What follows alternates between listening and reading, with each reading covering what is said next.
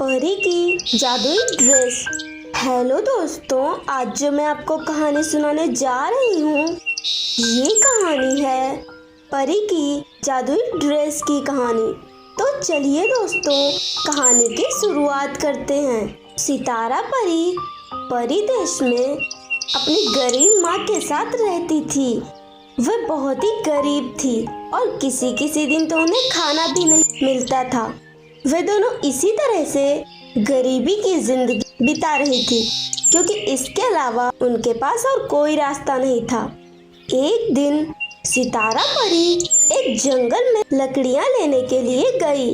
काफी ढूंढने के बाद उसे कुछ लकड़ियां पड़ी हुई दिखाई देती हैं। वह जैसे उन लकड़ियों के पास जाती है और उन्हें उठाने लगती है, तभी वहाँ एक ड्रेस नीचे आकर गिरता है। अरे ये क्या, ये तो किसी का ड्रेस लग रहा है और ये कितना अच्छा है कि ऐसा ड्रेस मैंने आज तक नहीं देखा। पर ये किसका हो सकता है? मुझे इसे घर लेकर जाना चाहिए, फिर जिसका होगा मैं उसे वापस कर दूंगी। सितारा परी उस ड्रेस को लेकर घर आ जाती है और अपनी माँ को सारी बात बताती है। तुम जाकर इस ड्रेस को अच्छी जगह पर रख दो, मैं पता लगाऊंगी कि ये किसका है। मैं हमारे परीलोक की रानी परी के पास जाती हूँ, शायद वो कुछ पता कर सके और हमें कुछ पता चल जाए कि ये ड्रेस किसका हो सकता है।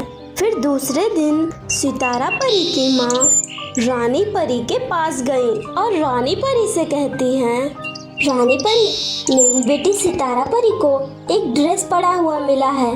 वह बहुत ही अच्छा और महंगा लग रहा है। क्या आप मेरी मदद करेंगी जिसका वह ड्रेस है उसे वापस लौटाने में? क्या वह ड्रेस कुछ अलग लग रहा है? जी रानी परी, वह एकदम चमकता हुआ है। वह ड्रेस मेरा है और वह एक जादुई ड्रेस है और बहुत ही शक्तिशाली है। उसमें बहुत सी जादुई शक्तियाँ हैं। मुझे तो पता ही नहीं था कि वह ड्रेस तुम्हारी बेटी को मिला है। तुम जल्दी से उस ड्रेस के साथ अपनी बेटी को लेकर यहाँ आओ। कुछ देर बाद दोनों वहाँ आ जाती हैं। सितारा परी ने ड्रेस रानी परी को दे दिया। तुम बहुत ही ईमानदार परी हो, तुमने बहुत ही अच्छा काम किया है। इस ड्रेस को लेकर मैं बहुत ही डर गई थी।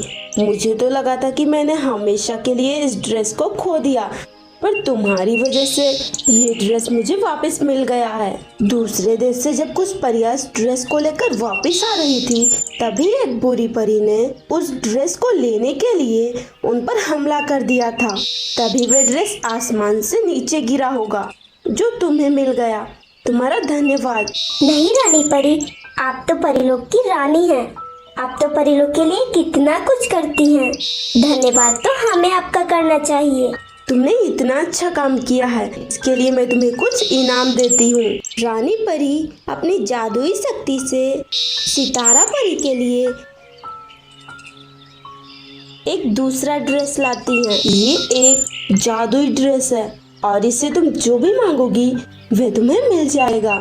ये सुनते ही सितारा परी बहुत ही खुश होती है। अगर आपको ये कहानी अच्छी लगी हो तो हमारे वीडियो को लाइक करें और हमारे चैनल को सब्सक्राइब भी कर लें।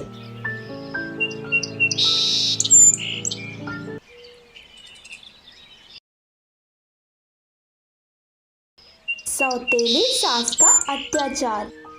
हेलो दोस्तों, आज जो मैं आपको कहानी सुनाने जा रही हूँ ये कहानी है सौतेली सास के अत्याचार की कहानी। तो चलिए दोस्तों, कहानी की शुरुआत करते हैं। नायरा परी की नई नई शादी हुई थी। उसका पति विशाल किसी जरूरी काम से शहर से बाहर गया हुआ था। विशाल की माँ उसकी सौतेली माँ थी, इसीलिए वह विशाल से ज्यादा प्यार नहीं करती थी। विशाल के जाते ही वह अपनी बहू पर अत्याचार करना शुरू कर देती है और उससे सारे घर के काम करवाती थी। किसी किसी दिन तो उसे खाना भी नहीं देती थी। एक दिन महारानी आराम कर रही है, खाना कौन बनाएगा? भगवान तो आकर नहीं बनाने वाले, चुपचाप जाओ और जाकर खाना बना। फिर कुछ घंटों बाद, माँ जी आप खाना खा चुकी है, थोड़ा सा खाना बचा है, मैं खा लूं? जब तक मैं नहीं कहूँगी तो खाने को हाथ तक नहीं लगाएगी। पर माँ जी, मैंने सुबह से कुछ भी नहीं खाया है और शाम हो गई है। एक बार में समझ नहीं आ रहा, मैंने एक बार कहा ना अगर ज्यादा मेरे पीछे पड़ी तो सीधा 10 दिन का खाना बंद कर दूंगी। समझ में आया? मैं अभी 2 घंटे के लिए सोने के लिए जा रही हूँ। मुझे डिस्टर्ब मत करना और खाना चुरा कर खाने के बारे में तो सोचना भी मत। समझ में आया?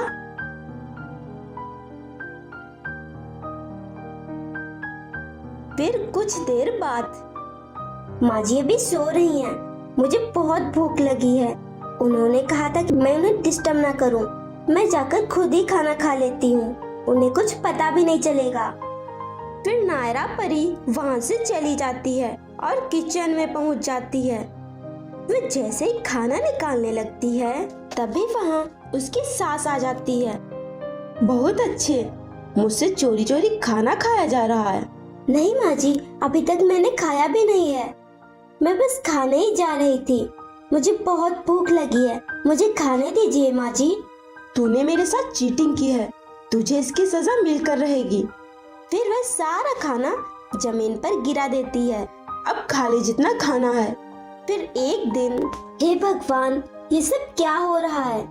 माँ जी इतनी क्रूर और अत्याचारी कैसे हो सकती हैं? अब मैं यहाँ नहीं रह सकती। बहुत सह लिया मैंने। मैं अब इस घर से जा रही हूँ। जिस समय नायरा परी घर से गई उस समय उसकी सास वहाँ नहीं थी। वह किसी काम से बाहर गई हुई थी। नायरा परी, जल्दी से पानी ला। ये अभी तक आई क्यों नहीं? कहाँ मर गई? इतनी देर हो गई है, आखिर ये कहाँ गई होगी? चलो अच्छा ही हुआ, बला टल गई। अब मैं चैन से रह सकती हूँ।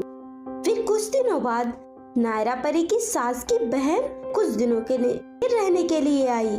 नायरा परी कहाँ है? आपको उससे क्या काम है? अब तो मेरे लिए आई है ना। हाँ, पर वो है कहाँ? वो घर छोड़कर चली गई है। ये तुम क्या कह रही हो?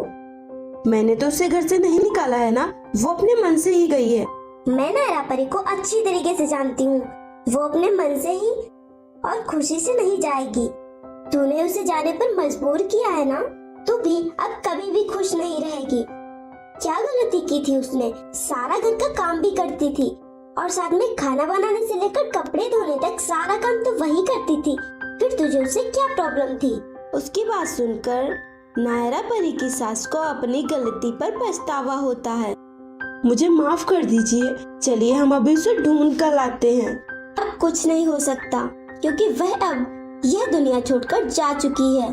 उसे अपने किए पर बहुत ही पछतावा होता है, पर अब कुछ नहीं हो सकता था। अगर आपको ये कहानी अच्छी लगी है तो हमारे वीडियो को लाइक करें और हमारे चैनल को सब्सक्राइब भी कर लें।